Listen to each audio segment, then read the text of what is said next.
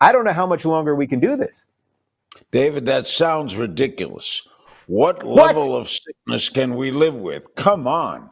You've got a worldwide we have to figure out what that level is. Caused this. At whose risk? Just be happy with who you are.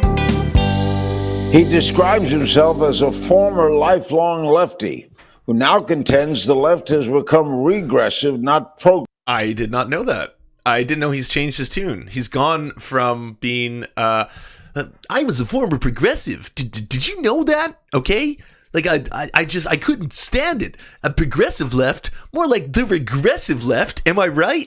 That used to be it. Now he's like, I was a lifelong lefty. That's right. Dave Rubin, Comrade Rubin. That's right. Here we go. But, you know a bit about my political evolution. I mean, I always considered myself sort of an old school liberal, which I think is pretty much in line with what you are. What a lot of sort of JFK liberals. I know you're a Brooklyn guy. So yeah, utterly meaningless. I hope Larry David calls him out on this shit. I hope Larry David is like, I don't know what you're saying. It's not making any sense, and clearly I regret ever being here. Find the right spots for Larry government, David, but it's not that government is supposed to do everything all Sorry, the Larry time. David, I apologize. And unfortunately, in the last 5 years, we've seen a movement by the progressives, and I want liberals to return to the roots of liberalism. But you don't go as far as, say, the far right, which is wacko, right? I assure you, my friend, I am not far right. Thank you for asking. No. Well, ironically, there's really actually a connection between the far left and the far right, because the far left and the far right, they both are identitarian groups. So on the far right, we think of the KKK and white supremacists and something like that. And on the far left, they're collectivists, meaning they like to judge you based on the color of your skin or your immutable characteristics or your sexuality. That's what a collectivist meaning means. If you're gay, you should think a certain thing, or if you're black, you should think a certain thing. They're fringes, but unfortunately, they're pretty loud. It's and like, I think it's within like an American context right now, the it far forms left like fringe a has shoe, sort of like really a taken over the media establishment. formation. But I assure Have you, heard I of am this not before? far I came right up in with any it. way. I coined the term horseshoe. I do find actually that right now conservatives, and I'm talking about just general conservatives, do seem to be a little more open-minded than the lefties right now, which is a flip on things, because it wasn't always that way. How many people here have been talking to some open-minded conservatives lately? They're just, open conservatives these days. It's like a book, there's just so much progressive ideas coming out of the conservative movement. Every day I'm like, wow, conservatives, bold, fresh, original, delicious, fragrant, to say the least. There were a few moments that changed me, and I go through a few of them in the book, but I'll tell you one very specifically. I was on the Young Turks network. They were playing a clip of Fox News, and there's a guy by the name of David Webb, who you may know. He's a conservative commenter on Fox News, and he happens to be black. So he's a black conservative, and I just say he happens to be black because that's just part of who he is. We were watching a clip of him, and my co-hosts were all saying what a sellout he is, what an Uncle Tom he is, all of the worst things you could say about somebody just because he was a conservative that was black. By the way, he's changed the story like 3 times now. It's been 3 different ones. Originally was that like he had seen the debate with Sam Harris and he didn't like how Sam Harris was treated by Cenk, and then because of that he's like, I can't work here. And then of course Anna came forward and was like, that's none of this is true. Dave Rubin asked us to have his own show and demanded a salary higher than like $100,000 to have a show, and again on a YouTube channel, on a web series YouTube channel, which we denied, at which point he left the Young Turks. That's what happened. And that's what I mean when I say that the far left or the progressives now have become collectivists. They want black people to think a very specific set of things. That's what collectivization but that's means. not the type of things that, say, Larry Elder or Thomas Sowell or others would think. It's counter to being human in many ways, Larry, because you don't represent all people born in Brooklyn or all white people or all talk.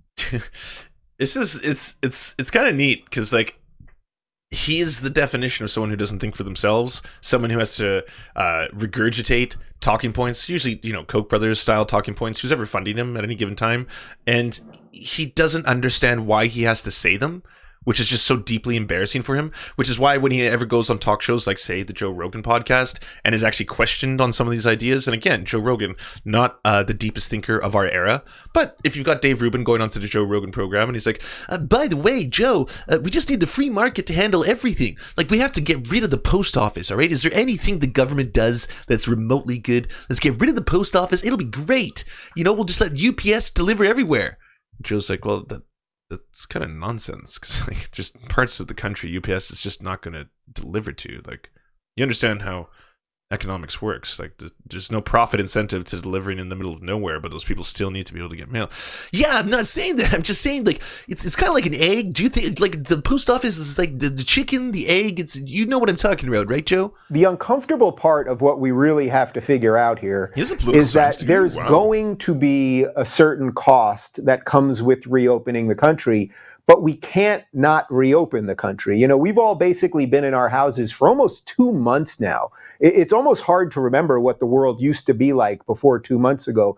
And I think my hope would be that when Abbott now opens Texas on April 30th. Can I just point out, by the way, that every single one of these motherfuckers who's been saying, by the way, you poors, all you poors, get the fuck out of your houses, go back to work, get back to work for the stonks, all those people, they're telling you that from the comfort of their fucking mansions, all right? They're not in an apartment like me, or I'm just assuming a lot of you live in apartments now.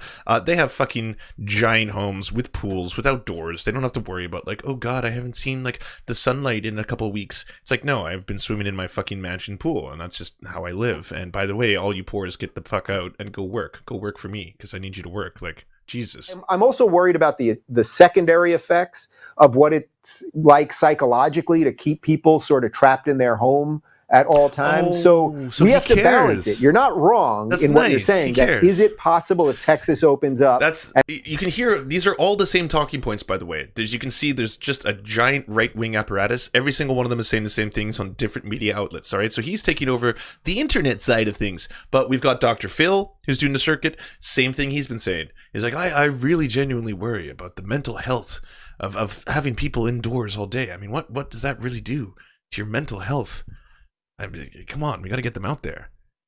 I'll never get the opportunity, but if I did have the opportunity to talk to him, first I would say, Dr. Phil, you should probably wipe off the spit that is on your face from when I just spit on your face. So here's a napkin to wipe the spit off your face from again when I just spit on you. But also, why don't you ever talk about the fact that suicide rates are skyrocketing, and that depression is skyrocketing, and that drug addiction has been skyrocketing for some time, way before coronavirus came along. I mean, there's definitely something to be said about the fact that this alienation that we feel on a whole, because of course people aren't able to really live in the system that we have, is definitely taking a toll on the populace, and has been for some time. But I've never once heard you start the show and be like, I really care about people's mental health, and wow, what is causing this? Could it be stagnant wages and increased cost of living? Maybe, I don't know, but it's worth the shot. You know, just in case. I don't know how much longer we can do this. David, that sounds ridiculous. What level of sickness can we live with? Come on. You've got a worldwide we have to figure out what that level is. This? At whose risk? Yours or mine? It's okay. I love that Dave Rubin is so unfamiliar with being questioned, especially because he doesn't know what he's talking about.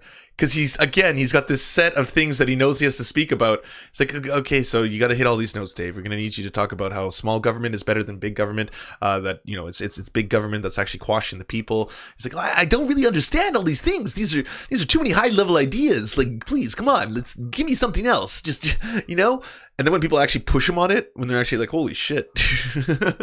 All right, as a liberal, former liberal, say on the edges, a Kennedy liberal, a Hubert Humphrey liberal, what do you think of Donald Trump? What do I think of Donald Trump? I'm a Hubert Humphrey liberal, all right? Have you never heard that expression, a Hubert Humphrey liberal? Very common. It's what a lot of the kids say nowadays. But I'm like, hey, you're not a progressive, right? No, you're a Hubert Humphrey liberal. That's what you are.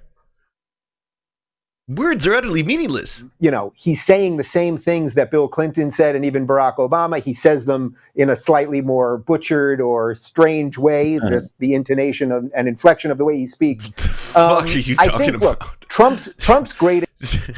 Did he just say he says the same things as Barack Obama, but just in a different cadence? Is that it? Was that the words that just left Dave Rubin's mouth? What the fuck does that even mean? Like, it's objectively false on so many levels. They're basically the same person. They just talk different, but they're essentially the exact same person. I met him with my husband back in December at Mar-a-Lago, and he was thrilled that we were there, and he had no problem with gay people. That doesn't mean he's perfect. I certainly don't think he's perfect. But in a weird way, I almost think he was sort of the reckoning that our political establishment needed. All that being said, look, if you could reincarnate time, but, you know, here we are. In your book, you describe the mainstream media as deeply corrupt. I could be wrong, but I almost feel like Larry King's trolling him with this whole interview. Just like, you fucking clown. What I think is that we've watched a media that largely is in bed with the Democrats decide what stories they cover and what stories they don't cover. So these allegations from Tara Reade, who's a former Joe Biden staffer from 25 plus years ago. And there's a clip on CNN from Larry King tonight. That clip is now on fire on YouTube, on Twitter. I mean, there are millions of people watching this, but the mainstream media is ignoring it. Now, no hypocrisy, none whatsoever. None. Like, you'll all remember when the let's just not say credible allegations against Donald Trump came out. You'll remember when the clip came out of Donald Trump saying he sexually violates women. So again, it wasn't like this is the testimony of someone else, or this is a he said, she said. This is he said, that period. He said, Finn, like he said that he did it. When that happened, I definitely remember the press circuit that Dave Rubin was doing. Like, I don't want to play favorites here. I don't want to say who's right and who's wrong, but it is a little unusual that Donald Trump said he grabs women by the pussy. I mean, you know. Here, the best example I can give you is this. When Brett Kavanaugh was being, when his nomination process was happening for the Supreme Court, there were allegations that he had sexually assaulted at least one woman, but probably more. The media ran with it for weeks. Well, right now, we have allegations against Joe Biden. Again, I'm not saying they're true or false, but the media has gone... all I got to say about this is fuck you, CNN, fuck you, MSNBC, fuck you, entrenched resistance Democrats, fuck you, Me Tooers, who are now huge hypocrites, for, like, making Dave Rubin right. Like, fuck every single one of you. Shame on you. Like, just shame. Because I don't want to hear these words ever come out of Dave Rubin's mouth, sit here and be like, well, I kind of agree with him. He's kind of right. Like, don't make me do this. This is fucking painful. I don't have to do this. I mean, God damn it. Dave Rubin is the worst. The absolute worst. Stop. Stop being hypocrites. You don't even have to say that it happened. You don't even have to say, like, I believe her. You just have to say this. You just have to say, yeah, this is a thing. Let's talk about it. I don't know. The New York Times did a whole story about it. The New York Times did a story about it well after the primary was over, so timing is a little suspect there. But the New York Times actually redacted their story, Dan. Did you know that the New York Times took out the fact that there was 2 women who actually came forward and corroborated Tara Reade's story? They redacted that part. Why did the New York Times do that? Why do you take out the one part of the story that actually kind of adds some credibility to it? And then not like 2 weeks later, a third person comes forward and they're like, yes, by the way, this happened. Oh, and then, like he's mentioning, the video clip comes out of Larry King being interviewed by what is now kind of being verified as her mother. I mean, like, it's just, and again, you don't have to say that any of this. I mean, it's starting to pile up. It's we're nowhere near Cosby, but we're starting to get there. There's more evidence is coming forward day by day. But we have gotten to a point where it's just like it's unusual that you don't interview Tara Reade. You know, Tara Reade has had multiple offers of an interview by Fox News, and credit to Tara Reade, she has turned them all down. She is being asked repeatedly by Fox News, can you come on the show? And she's like, no, fuck you. I don't want to be part of your fucking vile filth outrage machine. And at the same time, 0 knocks on the door from CNN, 0 knocks on the door from MSNBC, 0, like, I know why. It makes sense. I get it. You're trying to help the narrative for the lesser of two rapists, but still, it allows this to happen. And now I've got the author of Don't Burn This Book, a man who doesn't even know where he is right now in this clip, who thinks he's talking to a fucking melon, be right about something. And we need old school journalists. I want journalists. Where is Walter Cronkite? I mean, I want real journalists. Do you consider Fox News journalism? Thank you. Do I consider Fox? Wait, did he just laugh smirk there? Fucking wrecked. He brought him on here just to facepalm him. Yeah, bring him on. I want to have him back on the show. Let's have that little clown. Let's get him parodying some talking points. I want journalists. Where is Walter? Oh wait, I gotta slow this down. I want to see his smirk. I want to see his smirk in real time. Just keep an eye, because right after he says, "And you think the Fox News is credible there?" Right afterwards, look at the little. He hides it well, but I'm pretty sure it happens. It slips. It's a slip. Cronkite. I mean, I want real journalists. Do you consider Fox News journalism? Do I consider Fox? Right there. Right there. Fox News is the outlier, I would say, of the entire thing. So if everything sort of leans left, meaning MSNBC leans left, CNN leans left, most of the network cable news leans left. CNN, they don't just lean left, they lean far left. It's egregious. CNN, goddamn. I would say Fox is the outlier. So I don't think they're necessarily any more truthful. They're just the one outlier on the other side. You said that word 3 times now. I am suspicious that you either got a word of the day calendar, or this is some kind of strange talking point, and you're just trying to rest on the fact that if you say that word enough, it'll ring true, and hopefully he won't ask any follow-up questions for you to actually define how Fox is kind of outside of the pale of this. In the limited time we have left, how do you see the election going? There's a huge problem related to Biden, which is very unfortunate. I think there are serious questions about his cognitive abilities, and that's a problem. I mean, do you think the mental and physical health of Biden is a red herring, or no? As in something meant to distract us? I don't think it's meant to distract us. I think he's definitely in cognitive decline. I mean, again, at this point, I don't think that Joe Biden is in a bad situation up against Trump because of how fucked up the country is becoming.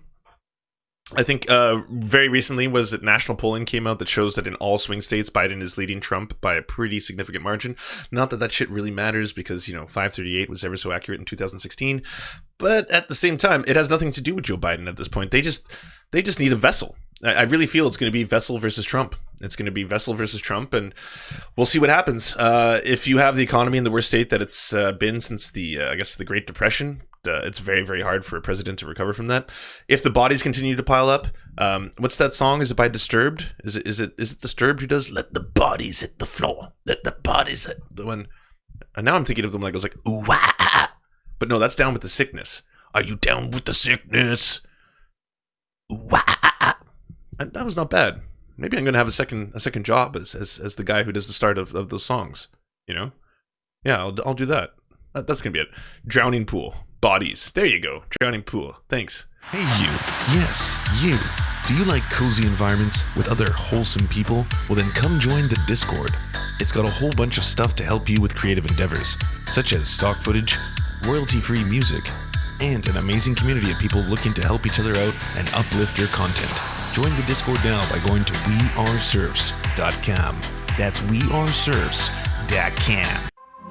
We would like to thank Miranda Marone. You are our monarch, and we thank you for our indentured servitude. We would like to thank our lords, Ricky Pilgrim, I'm Raft, Michaela Schmid, Tomospin, Ferrer Tajon. You are all the pillars of our organization. To our Knights of the Square Table, Paul Parafit, Daniel Kahn, Clement Chutskoff, Alan R., Josh Mickelson, and Dr. Zayas,